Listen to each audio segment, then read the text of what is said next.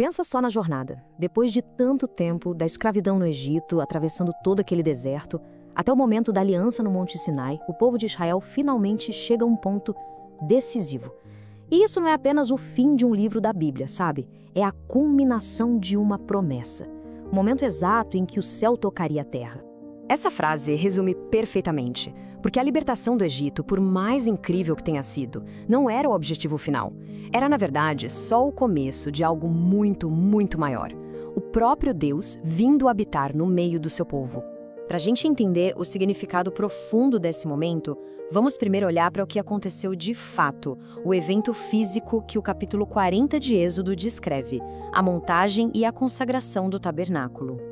É impressionante parar para pensar na transformação que o livro de Êxodo narra, né? Ele começa com um povo cativo clamando por liberdade e termina aqui com o Deus do universo estabelecendo a casa dele bem no centro do acampamento. É uma jornada que vai da escravidão para a redenção e da redenção direto para a presença de Deus. A sequência de eventos aqui é de tirar o fôlego. Moisés segue cada instrução, cada detalhe, à risca. Cada peça, cada utensílio, tudo é preparado e consagrado. E aí vem o clímax.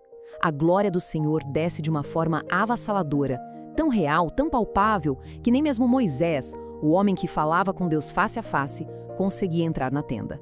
E aqui a gente precisa ir além da construção física. Aquela tenda era muito mais que uma estrutura. Era uma declaração teológica poderosíssima, uma mudança fundamental na forma como Deus e a humanidade se relacionavam. O que vemos aqui é um padrão sendo revelado. Muitos comentaristas destacam esse movimento em 3 partes. Primeiro, a preparação do lugar, depois a consagração daqueles que iriam servir e, por fim, a manifestação da presença de Deus. É um modelo que vai se repetir ao longo de toda a história bíblica. Essa citação é muito forte. O tabernáculo significava que Deus não era mais uma divindade distante, confinada lá nos céus. Não, ele agora tinha um endereço mesmo, um lugar específico onde o seu povo podia encontrá-lo. Ele se tornou, de uma forma muito real, o vizinho central de Israel. Essa nuvem gloriosa, na tradição posterior, ganhou um nome, a Shekinah, que significa habitação.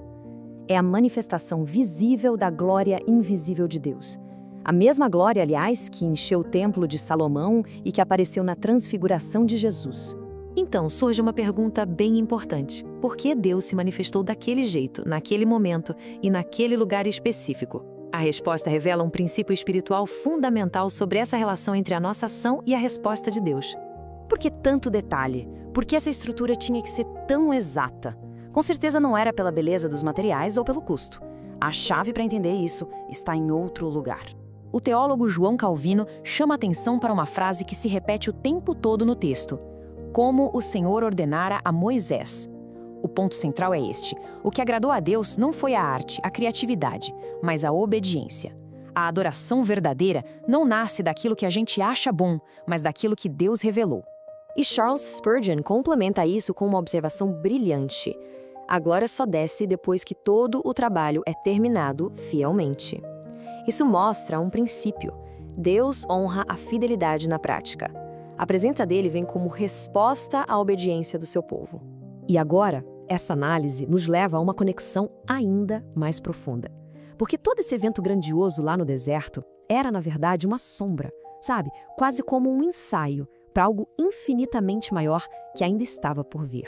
A comparação é simplesmente impressionante. O tabernáculo era uma tenda temporária, Cristo é o Verbo eterno. A glória de Deus encheu uma estrutura de madeira e tecido. Em Cristo, a glória de Deus encheu uma pessoa. Deus habitou entre o seu povo. Em Cristo, Deus habitou como um deles. A progressão é incrível. Esse versículo do Evangelho de João é a chave que abre todo o significado do tabernáculo. Mas a profundidade de verdade está escondida na palavra grega original para habitou. Isso aqui é absolutamente genial. João não diz simplesmente que Jesus viveu entre nós. Ele diz que Jesus tabernaculou, ou armou a sua tenda entre nós. Ele está dizendo sem deixar nenhuma dúvida. Lembram daquela tenda no deserto onde a glória de Deus habitava? Aquilo era um prenúncio. Jesus é o evento principal. Ele é o verdadeiro tabernáculo, a presença de Deus em carne e osso. E tudo isso nos leva ao coração dessa história toda.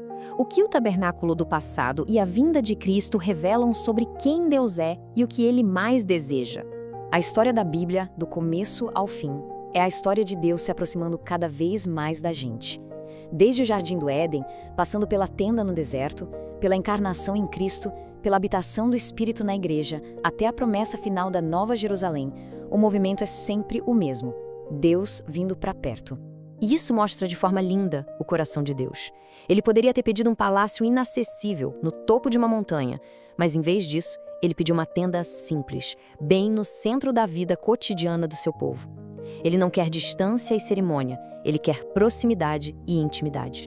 E assim, a história que começa a ser contada lá no deserto, com uma tenda feita de peles de animais, encontra sua realização final nesta promessa gloriosa. A jornada de Êxodo 40 não acaba ali. Ela aponta para um futuro onde a presença de Deus não vai mais estar velada numa nuvem, mas vai ser a nossa luz e a nossa alegria para sempre.